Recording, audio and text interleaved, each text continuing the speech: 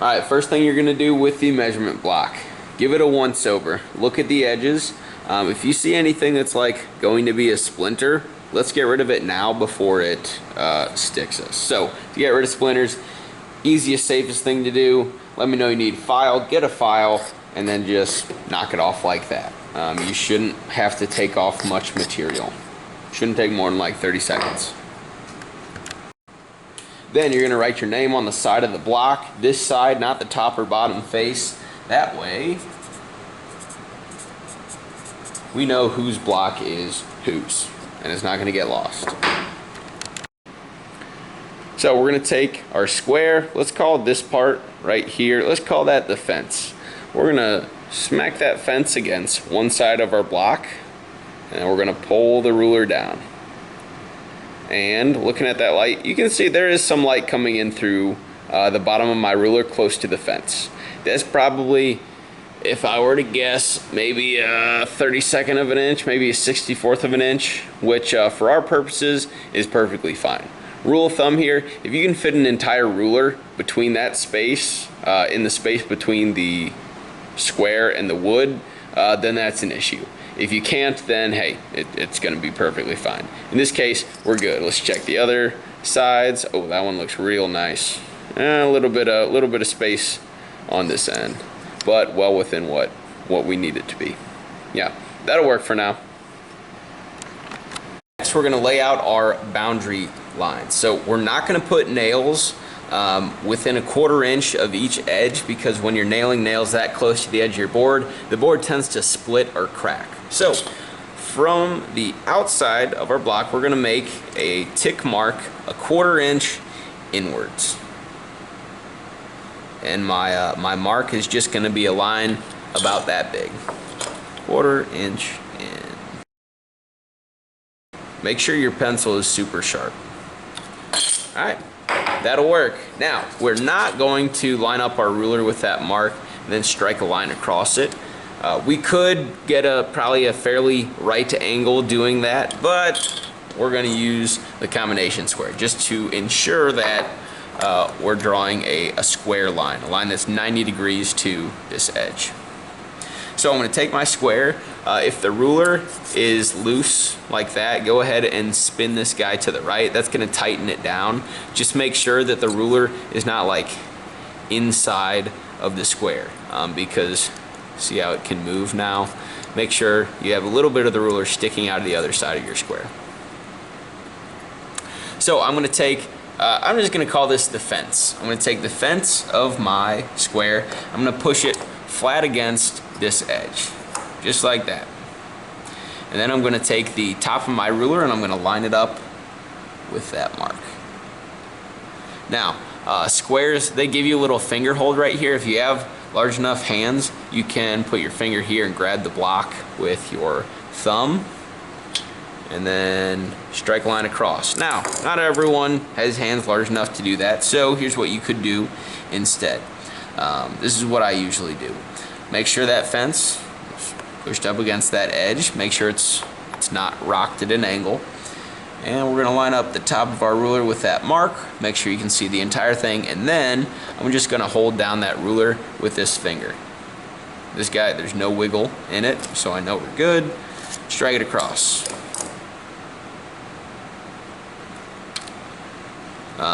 Now, pencil pressure, don't go, hey, because chances are, and I've done this before, when you do that, you will throw the square off your block and your line will be bad. So, just nice, easy mark, all right? Shouldn't have enough force to move your square when you're drawing. All right, looks pretty good. Next, we need to do some math, because we need to put 36 nails in this space, and those 36 nails need to be spaced apart equally. So what we should probably do is measure the area that we can work with. So I'm going to measure not from here to here, but from line to line. This guy measures about 2 7/8 of an inch. This should be a perfect square, so it should also read, yep, 2 7/8 of an inch. So I know that from here to here, 2 7/8, from here to 7/8. I need to fit 36 nails in that space, Because it's a square, I should probably have the same number of rows. Rows go up from left to right. I should have the same number of rows as I do columns. Columns go up and down. So what number times itself gives me 36? 6, right. So we need to figure out how can we split 2 7/8 of an inch up into 6 equal pieces. Well, I'm going to give you a hint that will save you a lot of frustration. Sometimes the distance between here and here will not split up into a nice fraction that you'll have on your ruler. Can you divide 2 7/8 by 6? Yes, but you might not get a fraction that's like 3/8 or 5/16. I promise you, you won't if you're measuring a square that's 2 7/8 of an inch. So what can we do? Well, your hint is that you don't have to start your column. The first nail doesn't have to start here, and the last nail doesn't have to end here. I'd encourage you to start at one of the lines, but just know that wherever you end up, it doesn't have to be at this line. So here's what we could do. We could just guess and check, right? Let's say we put a nail every 1/4 inch. Where would that put us? Well, remember, we're just going 6 nails up. So let's go, our first nail is right here. So that's 1 nail, 1/4 inch, that's 2 nails. 1/4 inch, that's 3 nails. 1/4 inch, 4, 1/4, 5, 6. If I put a nail every 1/4 inch, my 6 nails will have to fit within 1 1/4 inches, right? That's a lot of nails in a little bit of space. It's possible, and it would technically be correct, but it'd be very difficult to do. So 1/4 inch, too small. Let's try an 1/8 inch more than that. What's a 1/4 inch plus an 1/8? Well, we know that's 3/8. So let's try a nail. Yeah. So let's try a nail here, and then 3/8 of an inch after that. So here's 1, 1/8, 2/8, 3/8, 2, 1, 2, 3, 3, 1, 2, 3, 4, 1, 2, 3, 5, 1, 2, 3, 6. So 6 nails is now taking up almost 2 inches of distance. That could work, possibly, but hey, you have the entire measurement block, let's use it. I'm not going to tell you what the correct measurement is because there's not one single correct answer, but just know that whatever distance you pick, it has to be consistent across the board. Now, I've laid out my marks spaced evenly across my board, both in the up and down direction and the left to right direction. Next, we need to lay out the lines at each mark, and then we're going to put nails at the intersection of each of them. So let's just start with the lines going from left to right. Make sure that square, the fence of it, is pushed up firmly against this side, and whatever side you pick, stick with it. Do not go line, line, and then flip-flop it, line, line, because it's possible that these two edges are not parallel, and if you flip-flop your square, well, your lines are not going to be precise anymore. They're not going to be consistent because there is a little bit of error. These are not perfectly parallel. They're close to it, but not perfect. So just get in the habit of whatever straight edge you pick, stick with that one. So push my fence up against the edge, lining my top of my ruler up with that mark. I'm going to make sure I can see the entire mark, and then just lightly, real lightly, scratch that line across there. Because if you go, chances are you're going to, as you do that, move the square. So just go real nice and light. Have fun with it. Now here's where it gets a little tricky. Right now, there's not a whole lot of contact or surface area between the fence and my block. So it's going to want to wiggle a lot just because there's not a whole lot of material holding it still. So what can I do? Well, I could just be very, very careful, and or we can flip this guy around like that. We're not switching sides. We're just flipping the square, and we're going to use this side of the ruler. We're going to assume that the squares that we're using are pretty decent quality, and that this edge and this edge are parallel. Alright, give it the once over. I found looking at the object from the edge like that allows you to see mistakes a lot more easily. I'm not seeing any mistakes. That all looks pretty good.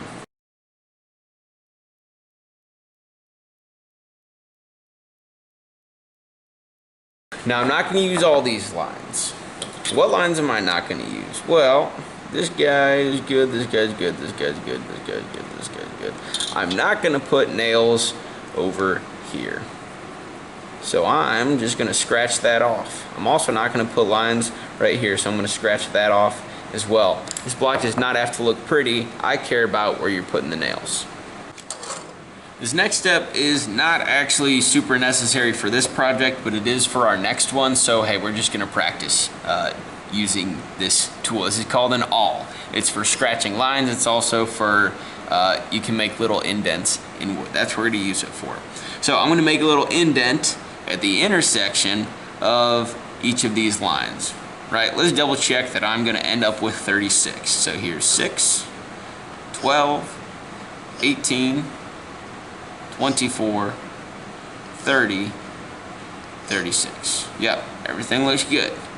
So I'm just gonna line the point of this up with that intersection and just push down a little bit. That's gonna give my nail something to register into, something to stick into. It'll make it easier to fit in the right spot. Just a little indent. You are not going to be beating this thing into the wood. Just your finger pressure is going to be good enough. And it should go without saying, make sure your fingers are nowhere near this pointy thing. You shouldn't be applying a lot of pressure to this anyways, but if you are and you slip, it's going to go straight into your finger. So make sure fingers nowhere close to that guy, and also don't apply a whole lot of pressure here. It's not necessary. Now's the fun part. We're going to get some nails and we are going to put a nail in each of these holes. If I were you, I'd hold that nail close to the bottom. Leave most of the nail sticking out of your fingertips. We're going to push that sharp part of the nail. We're going to push the sharp part of the nail just into that hole, and that hole helps prevent it from sliding around. We're going to try to make sure it's nice and upright. It's not tilted at an angle. And then we're going to take our hammer, we're going to give it a tap. Now, what you'll probably find is that when you're tapping, your board is moving. So, how can we fix that? The vise. So we're just going to clamp this guy in here. Clamp it in hard, but you're not trying to crush this thing. If you have a really thin piece of wood and you clamp it super hard, you can actually bend the wood, you can break it. So just give it enough force so that it's not going to move. And then do what we set out to do. Make sure your fingers are clear of the hammer, and then just give a little tap. Little tap, tap, tap.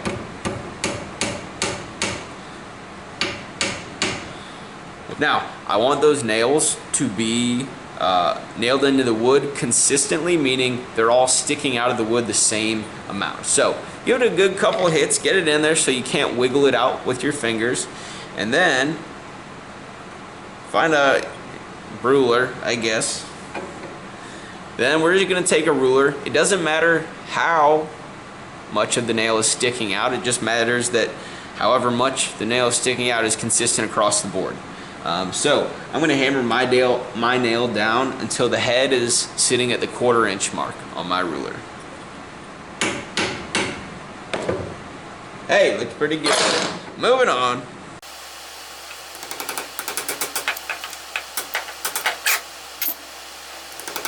So we were doing great. We were hitting these nails down to the 1/4 inch mark, and then we screwed up and hit this one too hard because we're just so strong. Well, it's not the end of the world. We just need to pull this guy out of here. Now, nails are cheap. I'm not going to be mad at you, but let's fix this. You might see people use a hammer to get nails out of wood. We're not going to do that here. It's just going to be too difficult. Instead, we're going to use pliers. So, we're going to take a pair of needle nose pliers. You're going to pinch that nail. Now, it's important that your hands are on the handle. They're not up here, because we're not going to pull this out. We're going to twist it out, or we're going to rotate these. So, what could happen is we're holding on to this. If we have our hand right here and we rotate it, the pliers could actually slip off the nail and then close really quickly. And if your hands are over the jaws of the pliers, you're going to get pinched and it's going to hurt. So let's grab this guy, grab it firmly, grip those handles tightly. I'm just gonna place my other hand right here, and we're actually just gonna roll this on out of there. We're just rotating the pliers. Beautiful. Now this nail is probably going to get stuck on the pliers. If it comes off, great, pick it up, throw it away, don't just leave it on the floor, and then we can move on. Now, because there's already a hole here, it's probably going to be easier to hammer in. So just be careful. A 1/4 inch, beautiful. Now, as you're chugging along, some things get more difficult, some things get easier. The difficult part is trying to get your fingers in the correct spot, especially when there's nails in the way. So if you find that you're constantly hitting your finger, or you just can't get your fingers into the correct spot, use some needle nose pliers. Just firmly hold that nail. You're not going to give it a death grip. Just firmly hold it in the pliers, set it in the hole,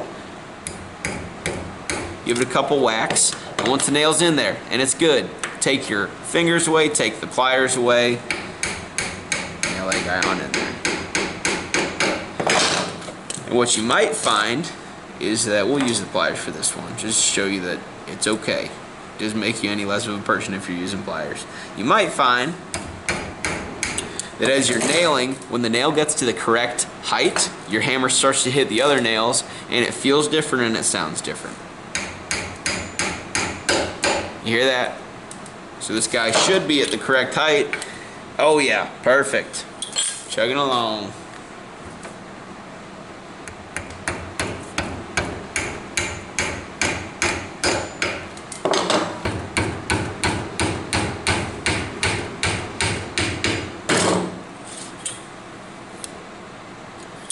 Beautiful. Alright, let's look at this guy. So, are all the nails perfect? No. We got a few high nails. So, luckily they're high. It's a lot easier to fix the high nails. We're going to throw the guy back in the vise. I'm going to look at it from down here. Find the high nails. Give it a little tap tap. So, 3 things to remember. 1, be safe, don't hurt yourself. Use pliers if you need them. There's no shame in using pliers. 2nd, take your time. Make sure you're doing everything right. You don't have to measure every nail, but I don't know, do a quality control check every couple nails. Make sure that everything's still looking good. And the 3rd thing, relax, have fun with it. How many other classes you get to beat stuff with a hammer? Not many. Alright? So have fun, take your time, do your best.